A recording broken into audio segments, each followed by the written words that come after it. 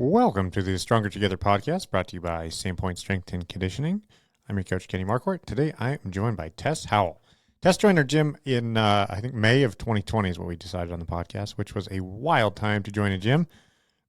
She's been here for 5 years since that, and she's just a joy to have. I really appreciate her perspective, her attitude, all the things about her. She's just fantastic. So I think you're going to enjoy this podcast. Don't forget that you can get 15% off at Momentous Supplements by going to livemomentous.com and using the coupon code Sandpoint Strength, all one word. All right, enjoy. All right, Tess. Good morning.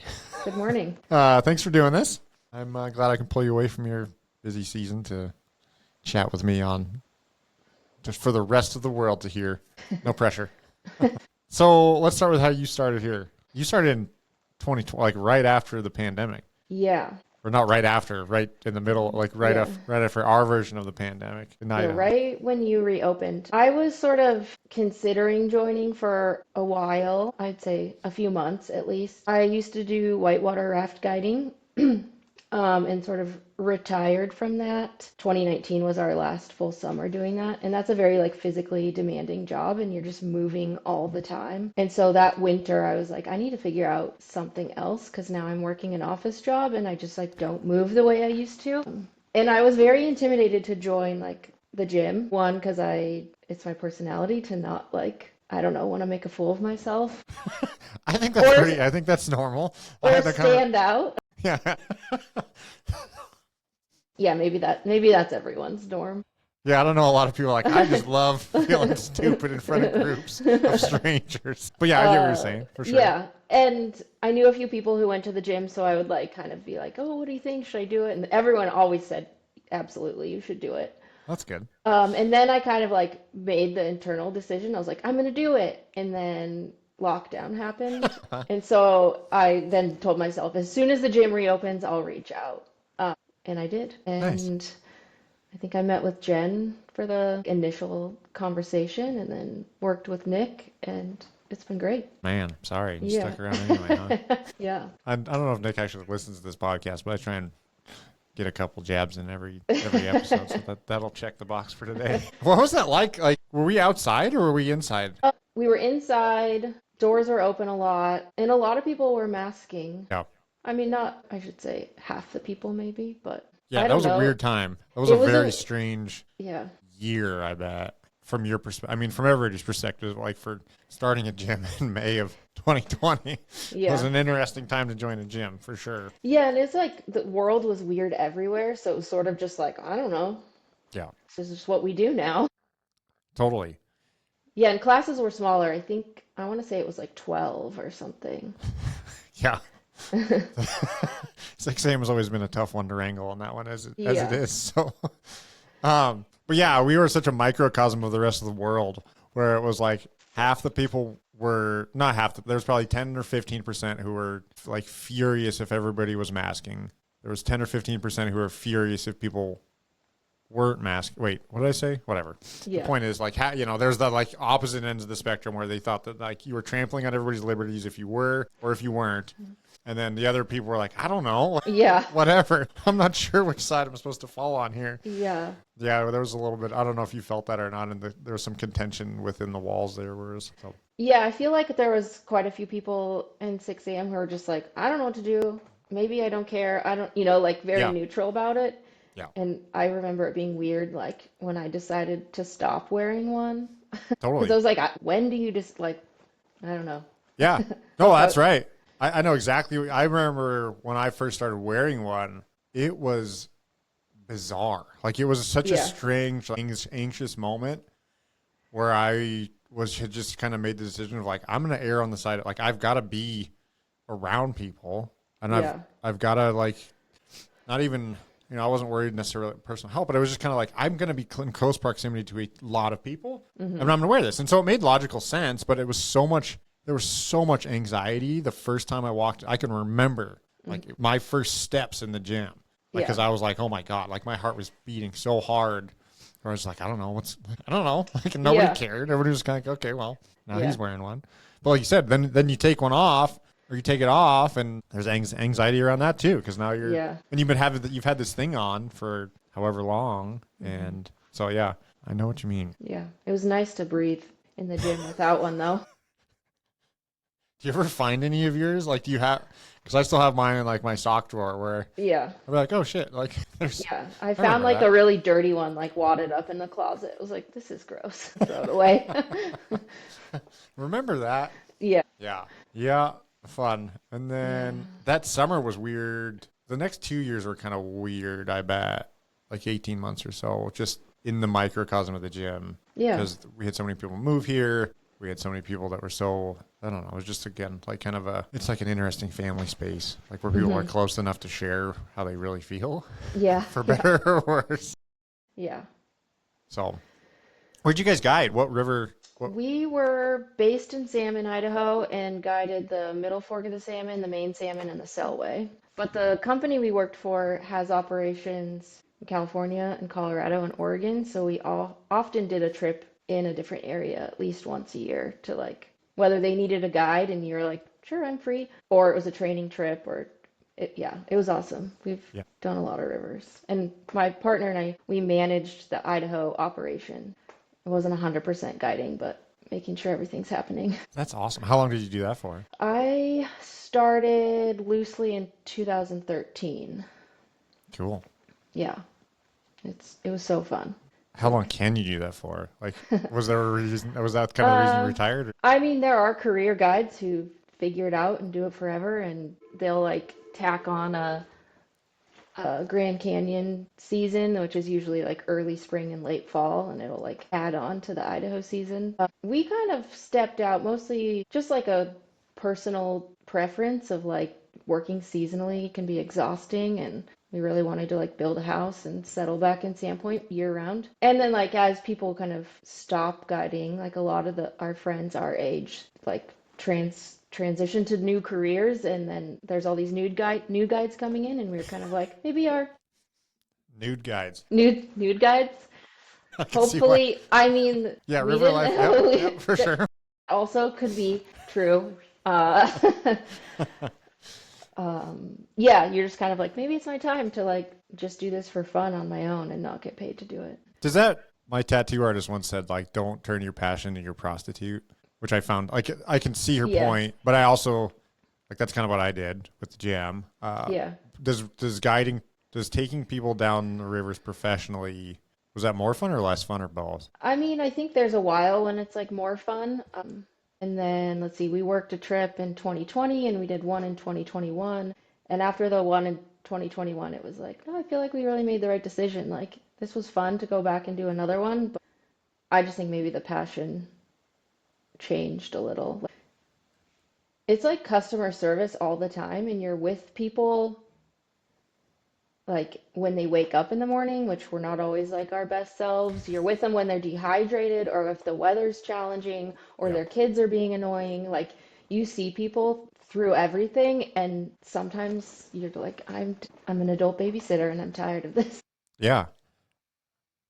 If you think about like what you're doing and where you are, like that never got old. Like Yeah. you're sleeping outside, you're doing like these 6-day trips in the middle of like the biggest wilderness area and seeing amazing things and like pushing yourself physically, and that part is so cool. But it's also, I mean, I'm sure you probably had repeat. Did you have repeat people, or is that Yeah. a kind of a draw? Okay. Because I know sometimes it's like a multi-year wait or draw permit or whatever it is for people. So I don't know. Yeah, there's like some families who kind of prioritized it and would come back every year. And I bet that would mostly be cool Yeah, with yeah. repeat I mean, people. it's an interesting company we worked for there, a nonprofit. Their trips are a little bit more affordable than other companies. It's a little bit less like glamping. Like there are companies who will set up your tent and they bring a massage therapist and it's like very high end. And we were more like the people coming on our trips like already own their own tent and sleeping bag, and they're like, we like to camp, like we're used to this. So I think that just inherently made our customers really awesome. Like Yeah.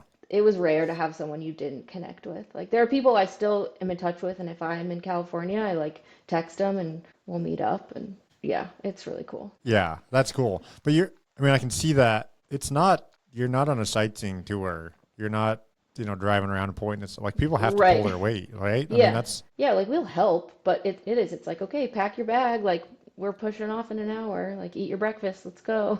yeah. Yeah. And you got to do something in the boat. Like you're not just, so Yeah. how did you see, I mean, working as a team, as a family might bring out some interesting dynamics. Yeah. How common was that? Like like seeing people through adversity, what kind of sides did you see? Yeah.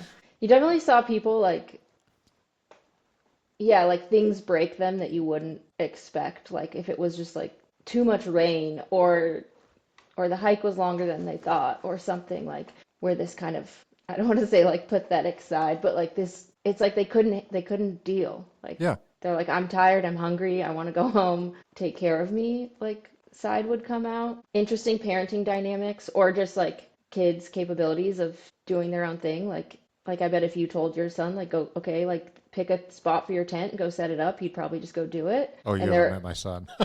and then there's other kids who are like just need hand holding the whole time. But that was pretty fun because usually by the end of the trip it was like you'd see a change. Like whether guides were encouraging it, like we would find like little rocks to jump off of or swim mellow rapids. Like kids who would be like, I've this is like so out of my comfort zone, and then by the end of the trip they're like doing all the things. So that's really fun. And Well, adults.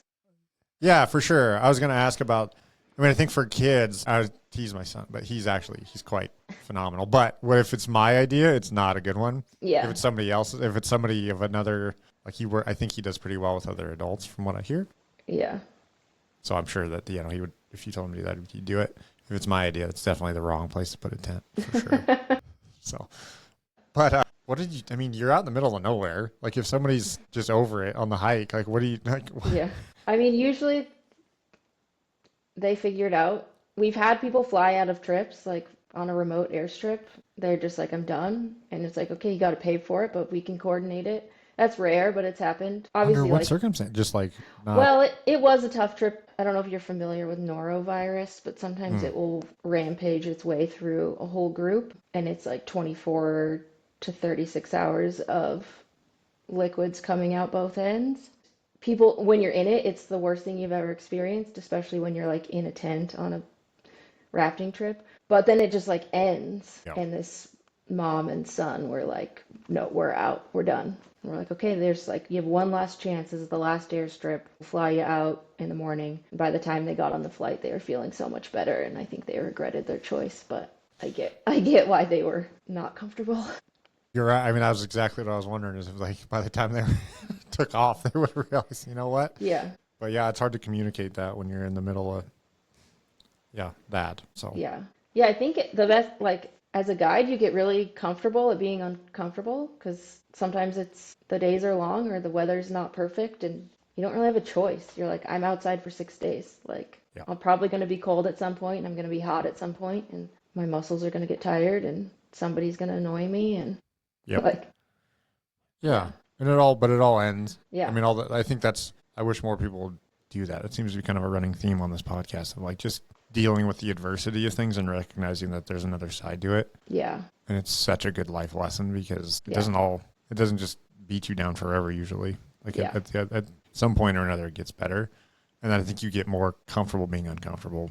yeah, Okay. yeah, you do. So then you came back to Sandpoint. Hmm.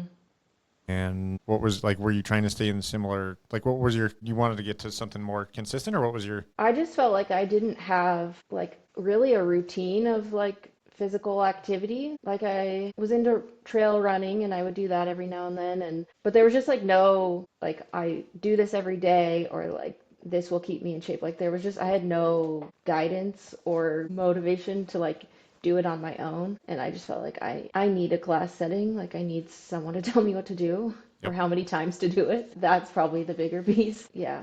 It's like I've had memberships at like the Y or when it was SWAC, and it's like I'll go, but I don't know what I'm doing. So that was like a big motivation. I was just like, I know if I don't like do something, I'm not going to be happy. I knew I needed it for my mental health too. yeah. Yeah, that's another one of those common. I think that most people have this conception that there's something weird with them that they need someone to tell them what to do or hold them accountable or whatever. But Yeah. in the same way, I tell that to so many people that start. I'm like, look, if I go work out in the back because I'm tight on time or whatever, like I will do half as much as I'm supposed to at half the effort, and I will, that's just kind of. I think it's a normal human. Yeah. Whatever. When you're next Yeah. door, when you're next to somebody, there's that kind of group accountability and inspiration. Do what you're supposed to or more. Yeah, for sure. Nice. And now it's been what, 5 years? Yeah. And I pretty much I committed. Started at 6 a.m. because that worked best for my work schedule, and I did my first like 9:30 class last week, I think. And I've done a couple noons, but like I don't know, I formed the habit, and the community at 6 a.m. is amazing. Like I don't know, they sucked me in. Yeah, it's true. I mean, the energy in there, like you guys kind of carry your own, which is very contagious, I think. Yeah. Whoever starts it, it'd be really difficult to get in there, especially during the winter. And when I used to coach all the 6 a.m.s, it was like, man, getting out of bed, rolling in there, like it was just kind of but you guys have a unique energy that is very contagious, and it's very fun. Like it's cool. Yeah. It's kind of comical. Like, I mean, I like owe props to Jen for not deterring me from 6 a.m., but I was like, I'm so intimidated and like I'm not very competitive and all these things. And I'm like, I want to go to 6 a.m. And she was just like, okay, do it. It's like, it is a competitive class. It's still, everyone's so friendly, but like, of all the classes I chose, that's probably the one that I would have been most intimidated by if I knew anything. Yeah, you're notorious. The whole class is notorious. Like, oh, I heard about 6 a.m. I'm like, you don't know any of those people. They're all the nicest, most fun. Like, that's just a great group. But there's a perception that you guys are, I don't know, beating each other up or yelling at each other or whatever. Yeah, we're nice. Super nice. Yeah, no, it's great. Again, I think it's the best way to start the day, because dragging your ass in there at 6 and then having people be lackadaisical or grumpy or whatever wouldn't be super fun. So Yeah, no. yeah, I was gonna maybe you can be the spokesman for 6 a.m. Yeah, if I can do it, anybody can. Nice. So what are you doing? Like, how is that translated? Was it what you were hoping for in terms of, physical? I'm hoping the answer is yes. I'm leading you to it. Yes. If you say no, I'm cutting this part out. I mean, the answer is definitely yes. Like from when I started, I don't know, like not that many months in, like huge transformations just in terms of things I could do physically, which was really cool. Getting a pull up, like all these, and just seeing like my weight increase on what I could lift. Yeah. Was super rewarding, and that certainly wasn't my goal. Like I didn't start thinking like I want to be able to like deadlift this amount of weight or anything, but being able to like see yourself improve slightly and then like set smaller goals, like, oh, I want to be able to do 4 pull-ups or 5 or whatever. I'm way stronger than I was guiding. It's wild looking back at photos. I've always been a pretty like petite person. I don't think I build muscle like easily naturally. And it's kind of wild to look back at pictures. I'm like, I mean, there's so much to guiding that's not just your pure strength, but Yeah. I was like, wow, how did I do that? How did I row an 18-foot keer boat? Somehow I did. But yeah, like I learned, I'd never lifted weights. Like I mean, not in a formal setting. Yeah. So it was really fun to learn, really fun to see changes. Like, I don't know, learning a new skill as an adult is cool. We should do it more often. Yeah. I totally agree. Have you been on a boat? All right, I know you have. I know the answer. But how has that felt differently?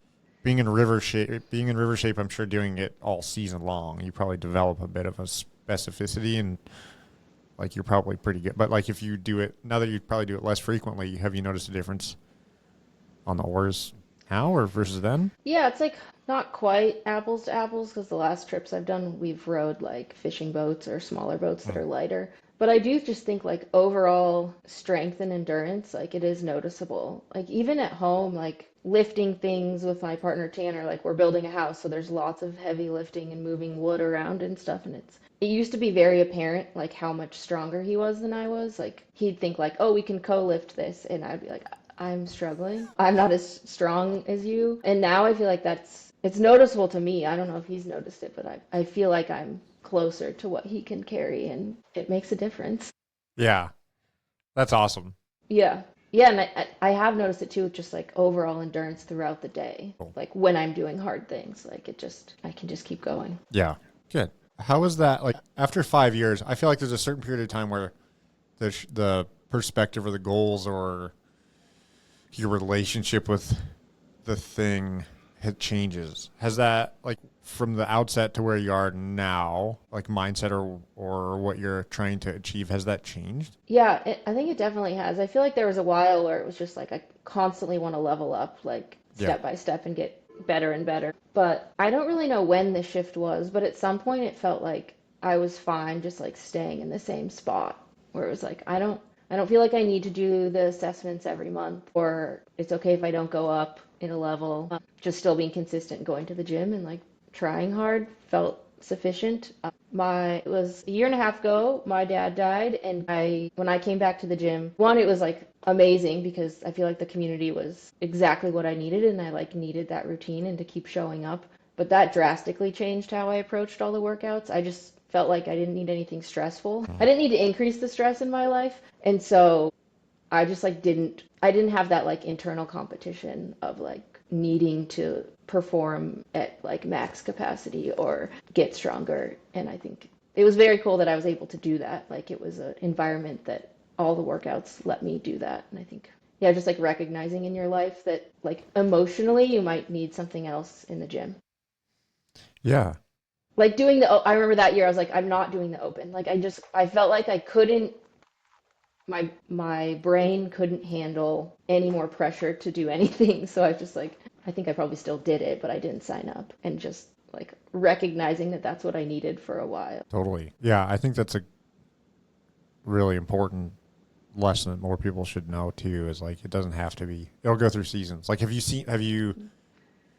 that changed at all since then? In the last year and a half? Like, have you gotten? I mean, I guess what I'm trying to say is like I do the same thing. Like, there are times during the gym. Like this winter was kind of stressful for us too. Jen's dad passed in the fall, and there was just kind of like we were all out of routine. It was not again time to like their area of focus was not on being in the ultimate fitness shape. It was on other stuff, but it didn't mean we stopped. It was kind of more maintenance or not slipping too hard, and then you can kind of get back. Like I'm just about to get ready for elk season. I'll probably take it pretty seriously for the next 8 weeks, but like I think the seasonality of life and knowing that that's okay to do that stuff in the gym. Like, do you feel like you've have you taken things more seriously, or like what's the journey been like over the last year and a half, I guess? Yeah, I think I have shifted back into like approaching the workouts a little more seriously. It did require like a mental shift and like acknowledgement of like, okay, like I think I am ready to like, I don't know, try harder, I guess. Yeah.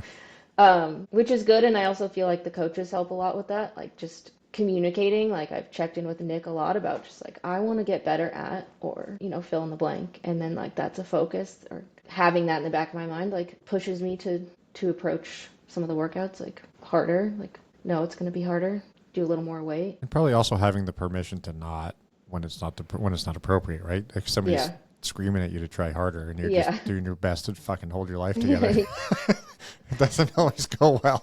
Yeah, you're like, it's a miracle that I'm even here right now. So yeah, I'm not doing anything. I just needed to be around people who love me. Like that's all I really want. So leave me alone, okay? Exactly. I might just go lay down in the corner for a minute, but I'm here. Yeah, totally.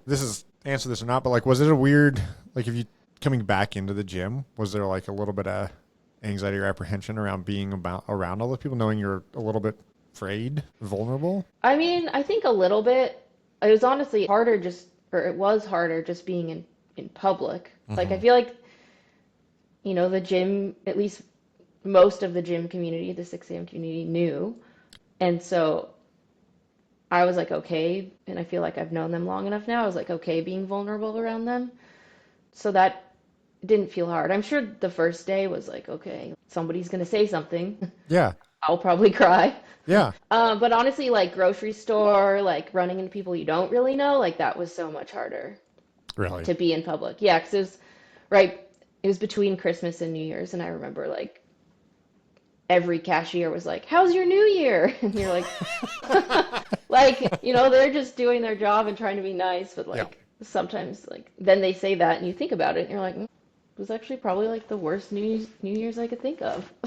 But yeah, no, the gym was great. I was like kind of blown away by how like much I needed it. Like I needed the routine and I needed to see the people and like keep moving my body. Yeah.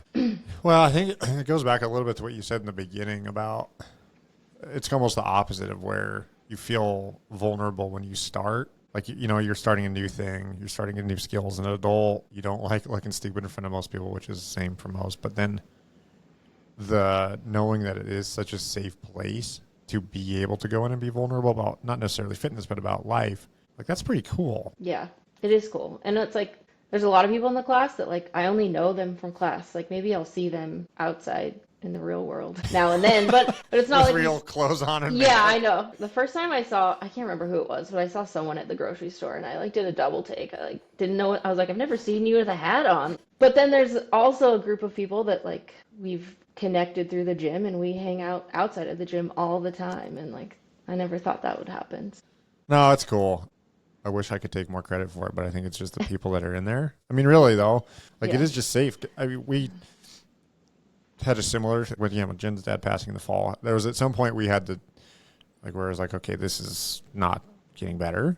And I came in. I don't work out at 6 a.m. very often, but during that period of time, for whatever reason, I was, and I was just crying. And I was like, I had to go work out, but I was like, you know what? Like this is the place I Yeah. can do this. Like it is what it is. I'm not Yeah. gonna like make a big scene. I'm not gonna do this in front of everybody. But I'm gonna. But if people witness it, like it's okay. This is Yeah. life. Like this is what's happening. This is a safe place, and that's bizarre. Like again, it's great, but I would have never thought that 20 years ago before I started doing this in groups where you'd be able to have like such a safe family environment for which to be vulnerable.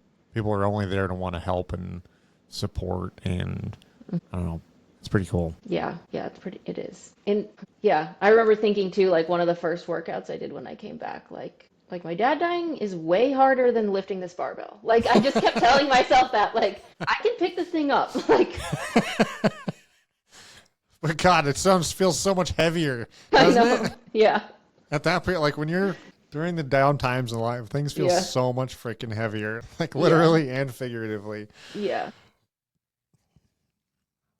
But again, I think there's some of that, even with the guiding references too. Like there is a bright side that's hard to see in the moment, but there is another side to the things. That doesn't mean that it takes away from the shitty times. But it's nice to know that at some point it will be better. So what are you working on now in the gym? I'm going to change this. It was a hard Yeah. pivot, but Yeah, it's okay. What am I working on? I mean, loosely toes to bar. I can do them, but I feel like I don't have the endurance. Like I get down to singles pretty quickly, and I've worked with Nick a few times on it, and yeah, like one 15-minute session with him was game changing. Like I got so much better, figured out what I was doing wrong, but that's still a hard one for me. Like yeah. I don't know where the weakness is, like if it's shoulders or technique or what, but try to do that. Yeah. Try to push through those. Probably cleans. If Nick's listening, he's been You probably turned helping it off me. when I made fun of him.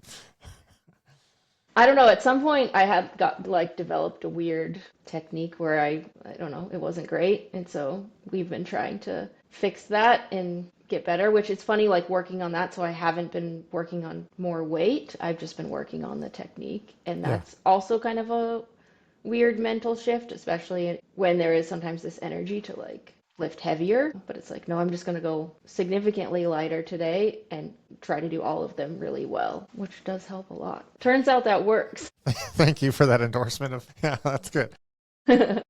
Sometimes the same as my son. If it's my idea, people are like, no, like, that's not the right idea. Well, all right. Yeah. What are that like? I find that it's something that's hard to convey into like practicality. Like it's not like doing toes to bar isn't going to, like, I don't know where that's going to translate into your life. Right. But at the same time, like having something to focus on or develop or physically improve in your life, I think it's just cool as an adult to like have something to focus on. Right. Yeah. Yeah. And I don't think I ever picked toes to bar. Like you said, it's not like because I'm needing it outside of the gym. I'd But like to know where that is if you yeah. are. Yeah. It's something that's like, I just started noticing. You're like, this is the prescribed workout. This is what we're doing. And over time, you're like, wow, I'm really struggling with this piece consistently when toes to bar would show up in the workouts. So yeah, and it's like I got leg raises down, and that's the next thing. So yeah, something to focus on. Yeah. I think that's what keeps it novel. And that's why I've been doing this for as long as I have. Is like, okay, there's always something to try and pick on or improve upon. And that may even change for me, like through the seasons, to be like, okay, this is the focus. I'm not very good at this right now, but in the next 8 or 12 weeks, I'll be able to improve that. And I think that's what keeps it like, aside from the community, the novelty of working on different things, I think is what's resonated with me for so long. Sweet. All right.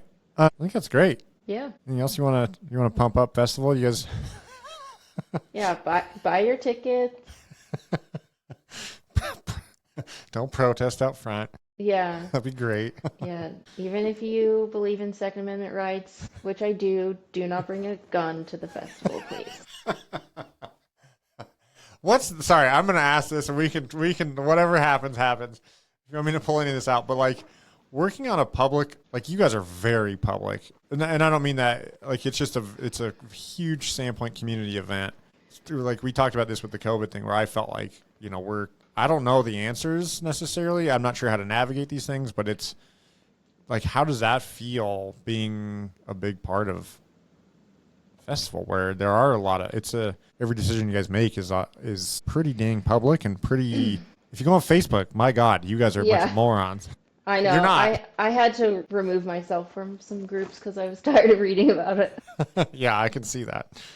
Yeah, it's interesting. It's like, I think maybe this happens in any community, but people in Sandpoint have really strong opinions about community things, whether it's parking or masks or something Schweitzer does. But I feel like the festival fits into one of those buckets, and sometimes we get just as much like negative, we'll get like just as much positive as we will negative about the same thing. Like, we're so glad you did a seated show. We're so mad you did a seated show. So you have to like remind yourself you can't please that many people. Like a sold out show, we could have 4,500 people there.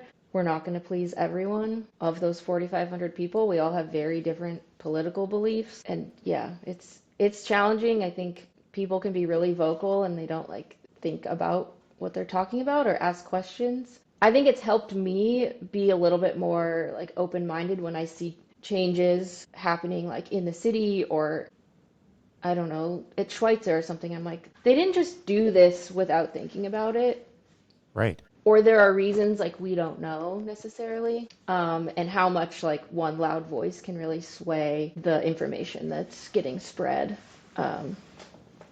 Yeah, so it's kind of wild. Yeah, it's really wild. And just being a small business, like I know that decisions I make aren't always like whatever. Like they're not going to please everybody. But I think the most challenging part of it is when like people probably think you guys are sitting around with like dark robes and hoods on, nefariously planning how to ruin their lives. Exactly. And I'd say like 90% of the decisions we make, it's all about guest safety, staff safety, artist safety. Like, this isn't a political statement. We're not trying to make as much money as possible and ruin your experience and do all these things. Like, we're essentially a 4,000 person bar. Like, we have to make decisions that keep everyone safe. And and they're future oriented. Like the success of the event and the future of the event is predicated on decisions that you guys are making. I'm sure, again, I don't know for a fact, but I would not imagine that you guys are just spinning a magic 8 ball to make your decision like on a whim and like just kind of willy-nilly going about it. I bet there's a lot of forethought, a lot of discussions, a lot of energy, a lot of sleepless nights wondering if you're making the right decisions or not.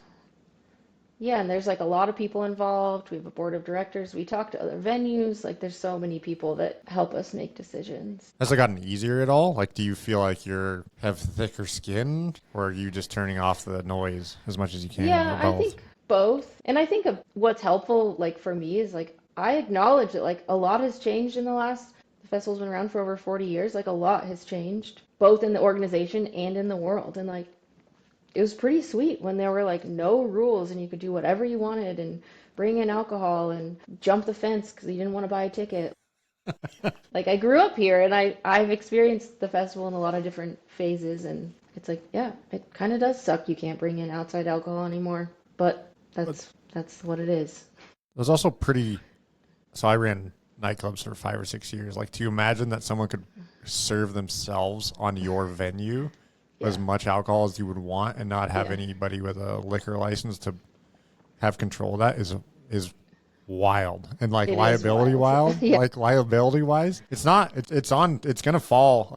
I would love to think that somebody would take their own initiative and be like, look, I screwed up, I did this, and that was my bad. But like realistically, with I would hazard a guess that the insurance is going to hold a different opinion when somebody brings a lawsuit to you, and they're like, well, that was on your turf. And so, you guys actually have money that you right. you have assets, so Yeah.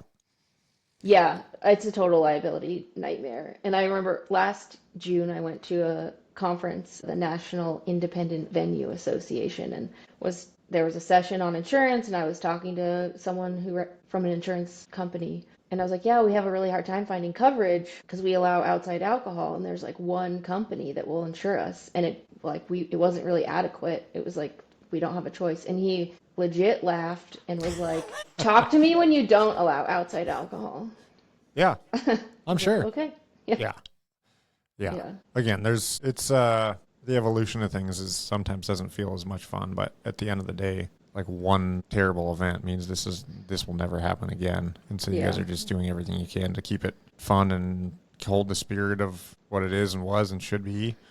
And also that might mean there's some uncomfortable changes that happen, but that's... Yeah, definitely. So you're not trying to ruin everyone's lives. I get it. No. All right. I'm glad you cleared that up. Yeah. I'm really glad you cleared that up for everybody. Yeah. And I am happy to say that we are lowering the bar prices to help ease that burden. So hopefully people notice that. Well, I think that it's the very, very loud minority who will make your lives difficult. Yeah. And the vast majority of people, again, what I love if I could bring my rolling cooler in every year forever, like, yeah, for sure. But at the same time, like, there was no part of me when I saw, like, I've been kind of saying that I'm like, this might be the last year we can do this. Let's enjoy it, but it's probably not going to be here forever. I think most people have most mature people can probably look at that and be like, okay, well, that makes sense. Yeah. Yeah. That's a tough spot being in public eye. I think that's why I'm glad I mentioned that, because it's hearing that from your point of view is valuable. You guys are doing awesome. I've never we love it. We've been, since we lived here 13 years. I don't know how many shows we've been to, but like I've never not had a good time. Yeah, it's so fun. It's just like you see people you didn't expect to see. You see your friends. Yeah. It's cool. So there's a lot of the times I'm disappointed when the acts comes on. I'm like, this was like the cool social event. Like we all got to see everybody, and like, you're just gonna wander around and like that time between the opener and the headliner is like some of my favorite times in Sandpoint, because you just you walk around with a drink and shake hands with everybody and see people you haven't seen and catch up, and it's a pretty magical little event. So not little, but it's a magical event. So, sweet. Thanks, Tess. I'll let you get back to work. And great chat with you. Mm-hmm. All right. See ya. See ya. All right. Thank you for listening. Don't forget, you can get a 15% off or 15% discount at Momentous Supplements by using the coupon code Sandpoint Strength at livemomentous.com. And if you are so inspired that you feel the need to take the next step, if you're not a member here at Sandpoint Strength, go ahead and shoot me an email, Kenny@sandpointstrength.com. I'd be happy to get you squared away or answer any questions that I can. All right.